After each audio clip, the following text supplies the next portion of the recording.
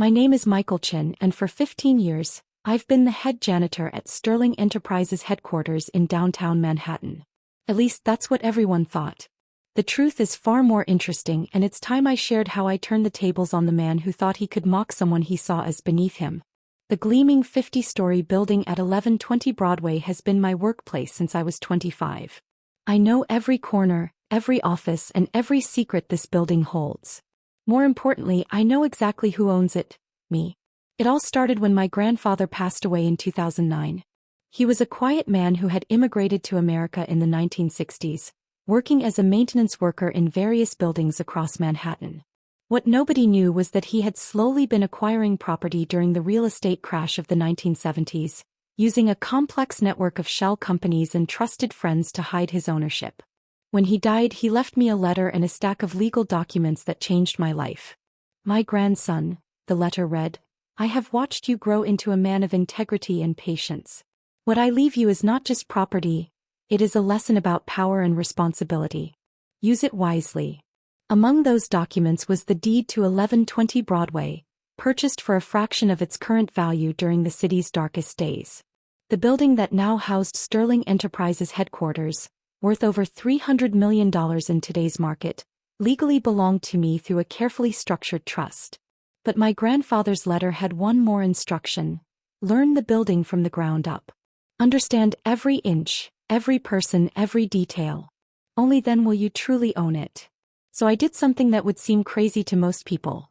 I took a job as a janitor in my own building. I wanted to honor my grandfather's wisdom, to truly understand the property from its foundation to its penthouses. For 15 years I worked diligently, watching, learning, and maintaining my family's legacy while collecting detailed records of everything that happened within these walls. Richard Sterling, the CEO of Sterling Enterprises, never bothered to learn my name. To him, I was just another invisible person who kept his empire clean. He'd walk past me in the hallways, conducting loud conversations on his phone about million-dollar deals, never once considering that the man pushing the cleaning cart might understand every word of his business strategy. I spoke 4 languages fluently and held degrees in business and real estate law, all carefully omitted from my employment application. Every night after my shift ended, I would return to my modest apartment and update my detailed files on the building's operations, tenant histories, and Sterling's increasingly questionable business practices. The arrangement worked well enough until Sterling decided to expand his ego along with his company.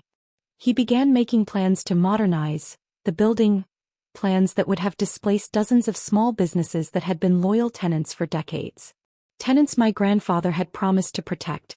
I watched as Sterling strutted around the building, pointing out where walls would be torn down, where long-standing family businesses would be replaced by sleek corporate offices. Progress, he called it, but I saw it for what it was: greed masked as modernization. The breaking point came at the company's annual gala, held in the building's grand lobby. I was working that night, ensuring everything ran smoothly just as I had for the past 15 years. Sterling had brought in potential investors, showing off his building like a peacock displaying its feathers.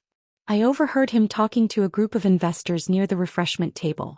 "We're planning a complete overhaul," he boasted, swirling his champagne. "This old place needs a proper owner who understands modern business. Someone with vision." One of the investors noticed me cleaning nearby and made a comment about the building's maintenance. Sterling laughed, that rich man's laugh that never quite reaches the eyes. "Oh, don't mind him," Sterling said loudly, clearly intoxicated by both champagne and his own sense of importance. "That's just our janitor. Been here forever, like some of the outdated fixtures we're planning to replace." The investors chuckled uncomfortably, but Sterling wasn't finished. He walked over to where I was working, his expensive shoes clicking on the marble floor I had polished countless times. "Tell me," he said, his voice carrying across the now quieting lobby, "how long have you been pushing that mop, mister?" He waved his hand dismissively, not even bothering to recall my name. 15 years, Mr. Sterling," I replied quietly, continuing my work. 15 years. He turned to his audience, growing larger as people sensed entertainment brewing. "You see, that's exactly what's wrong with this building. People stuck in their ways, no ambition, no vision. Stick to cleaning floors," he smirked at me, "that's all you'll ever be." The lobby erupted in uncomfortable laughter. I saw Sarah from accounting cover her mouth, her eyes showing embarrassment for her boss's behavior. Tom from security looked away, unable to watch the humiliation of someone he'd greeted every morning for over a decade. I could have revealed everything right then. Could have pulled out my phone and shown him the property records that would wipe that smirk off his face. But my grandfather hadn't built his empire through rash actions, and neither would I. Instead, I simply nodded, finished my cleaning, and clocked out for the night. But as I walked home through the busy Manhattan streets, I knew it was finally time. Time to show Richard Sterling exactly who owned the floors he so confidently walked upon. The next morning, I arrived at work early as usual. But today was different. Today, I carried with me a manila envelope containing documents that would change everything. I had spent the night making calls to my lawyers, setting everything in motion. I cleaned the building as I always did, floor by floor, collecting snippets of conversation, observing the usual morning routines. When I reached Sterling's office on the top floor, he was already there, preparing for a board meeting. "Oh good," he said without looking up as I entered. "Clean quickly, we have important people coming in." I took out my cleaning supplies and began working just as I had thousands of times before. But when I finished, instead of leaving quietly, I placed the manila envelope on his desk. "What's this?" he asked, annoyed at my presumption. "The property deed to 1120 Broadway," I said calmly, along with a notice to vacate within 30 days. He stared at me for a moment before letting out a bark of laughter. "Is this some kind of joke?" "Security." He reached for his phone. "I wouldn't do that," I said, still in my calm, quiet janitor's voice. "You might want to read those documents first. Particularly the part about who actually owns this building." Something in my tone made him pause. He opened the envelope with manicured fingers, his face shifting from amusement to confusion to disbelief as he read. This is impossible," he whispered, shuffling through the papers. "Actually, it's quite possible," I replied, removing my janitor's jacket to reveal a crisp white shirt underneath. "My grandfather bought this building in 1978. He left it to me 15 years ago. Every lease, every renovation, every change you've made to my property has been carefully documented. Including," I pulled out another folder, "every violation of the building's original tenant protection clauses." Sterling's face had gone pale. "You're bluffing," he managed to say, but his voice had lost its authority. "This building belongs to Sterling Enterprises. We have owned it for—" "You have rented it," I corrected him. "Through a series of shell companies that all lead back to my family's trust. A fact your lawyers would have discovered if they had dug deeper than the surface during your last refinancing." The sound of footsteps in the hallway made us both turn. The board members were arriving for their meeting, about to discover that the empire they thought they were part of was built on rented ground. 30 days, Mr. Sterling," I said, turning to leave. "I suggest you use them wisely." As I walked out, I heard him frantically dialing his phone, probably calling his lawyers. But I knew what they would find. Every document was in order, every transfer legal, every detail meticulously maintained just as my grandfather had taught me. The next few hours were chaos. Security guards who had greeted me every morning for 15 years now watched in confusion as I walked into my private elevator, the one Sterling had always assumed came with his office suite. By afternoon, the story had spread through the building like wildfire. By evening, the story had made its way to several real estate blogs. "Manhattan's billion-dollar secret. Janitor reveals ownership of prime property," read one headline.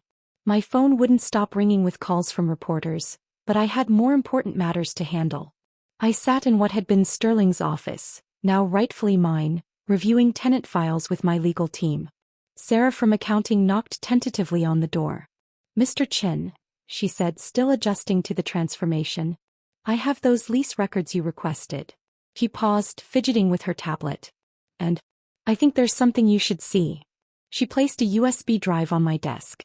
"Mr. Sterling has been doctoring the building's maintenance records for years, claiming renovations and repairs that were never done, pocketing the money allocated for building improvements." She straightened her shoulders. "I kept copies of the real records. I knew it was wrong, but I was afraid of losing my job." I smiled warmly. "Thank you, Sarah. And please call me Michael. I've been bringing you coffee every morning for 15 years. No need to stand on ceremony now." The next few days were a whirlwind of revelations. Sterling, it turned out, had been running his company like a personal piggy bank, using the building's maintenance funds for everything from luxury cars to his daughter's wedding. Every discovery strengthened my legal position, but Sterling wasn't going down without a fight. A week after my revelation, he called an emergency press conference in the building's lobby, still technically his to use for the next 23 days. I watched from my office as he stood before the cameras, his expensive suit perfectly pressed, his silver hair artfully styled. "This is nothing but a sophisticated fraud," he declared, his voice echoing through the lobby's marble halls. "Sterling Enterprises has been a pillar of Manhattan real estate for 3 generations. The idea that our flagship building secretly belongs to a janitor is ludicrous. Our legal team will prove that these documents are forgeries." I let him finish his performance before making my own move. As he turned to leave, I stepped out of the elevator, now wearing a suit that cost more than Sterling's but fit more naturally. The cameras swung toward me. "Mr. Sterling," I called out, my voice carrying clearly across the lobby, "would you like to explain why your company has been paying rent to Golden Century Holdings for the past 30 years? I held up a stack of canceled checks. "Checks signed by your own hand?" The color drained from his face as photographers' flashes captured the moment. Golden Century Holdings was one of my grandfather's companies, the one through which Sterling Enterprises had been leasing the building all these years. "Or perhaps," I continued, walking closer, "you'd like to explain the $50 million in building maintenance funds that somehow never resulted in actual maintenance?" I gestured to the cracking marble floor beneath our feet, the water stains on the ceiling that I had reported countless times but Sterling had ignored.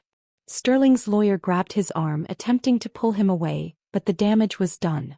The questions from reporters were now focused on the financial irregularities rather than the building's ownership. That evening I received an unexpected visitor. Margaret Sterling, Richard's wife of 40 years, arrived at my office looking elegant but tired.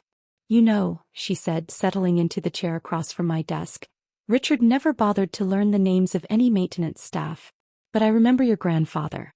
He was here when I first visited this building as Richard's fiancé. He always had a kind word, always kept this place running smoothly." She smiled sadly. "I don't think Richard ever knew he was speaking to the owner." She placed a small photo album on my desk. "I thought you might want these. Pictures of your grandfather at work once I took over the years. He was proud of this building, anyone could see that." I opened the album with trembling hands. There was my grandfather, younger than I'd ever known him, standing proudly in front of the building.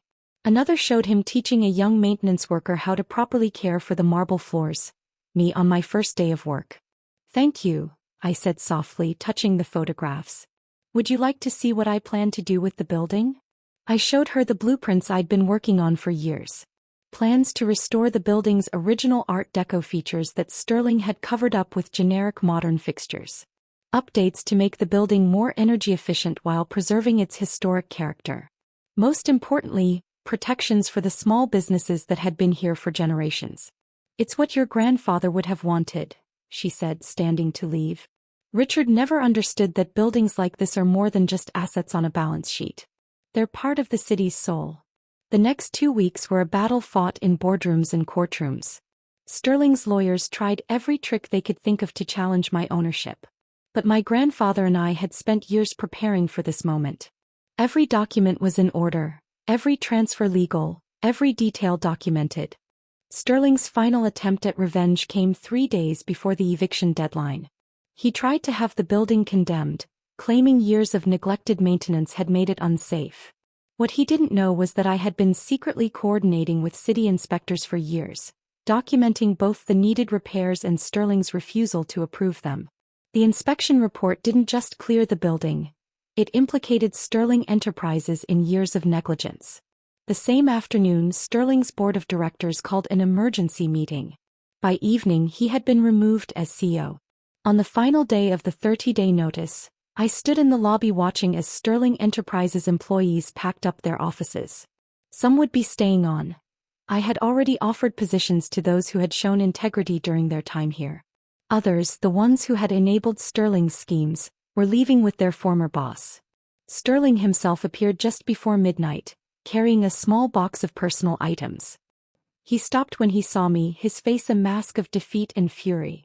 Satisfied, he spat. You've destroyed everything I built. I looked at him calmly, remembering all the times he had walked past me without a glance. No, Mr. Sterling. I protected what my grandfather built. There's a difference. As he turned to leave, I called after him. Mr. Sterling? You were wrong about one thing. A person's worth isn't determined by what they clean. It's determined by what they build and how they treat others along the way. The transformation of 1120 Broadway began the next day. I hired local craftsmen to restore the original details, implemented green energy systems, and created a small business incubator in what had been Sterling's executive suite. The building's small businesses were not only protected but given long-term lease guarantees at fair rates. Sarah became my chief financial officer, her years of secret record-keeping proving invaluable in untangling Sterling's financial schemes. Tom from security was promoted to head of building operations, his dedication to the building's tenants finally properly rewarded. A year later, I stood in the restored lobby, now gleaming with properly maintained marble and restored brass fixtures. The morning sun streamed through clean windows, casting warm light on the Art Deco details my grandfather had loved so much. Tenants hurried through, calling out greetings by name, not just to me but to every member of our maintenance staff.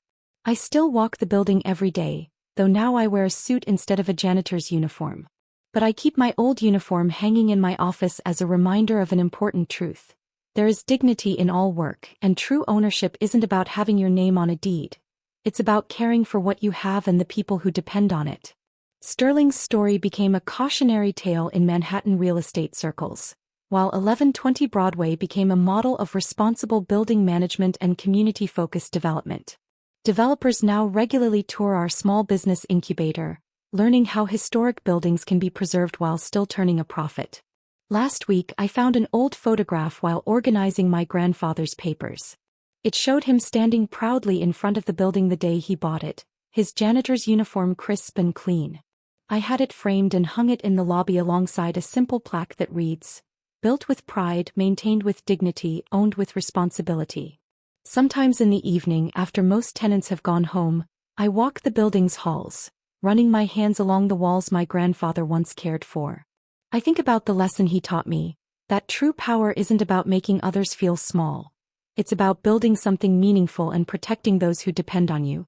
As for Richard Sterling, I heard he started a small consulting firm in New Jersey.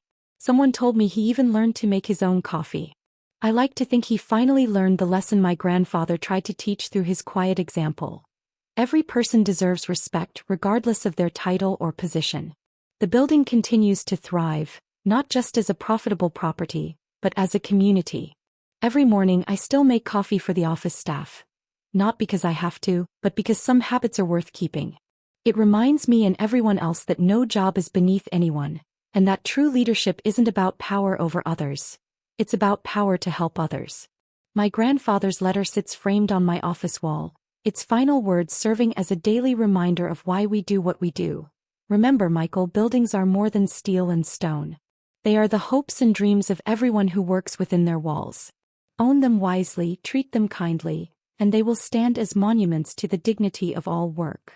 And every day as I walk through the front doors of 1120 Broadway, I remember that the most valuable things we own are not the properties in our possession, but the principles by which we choose to manage them.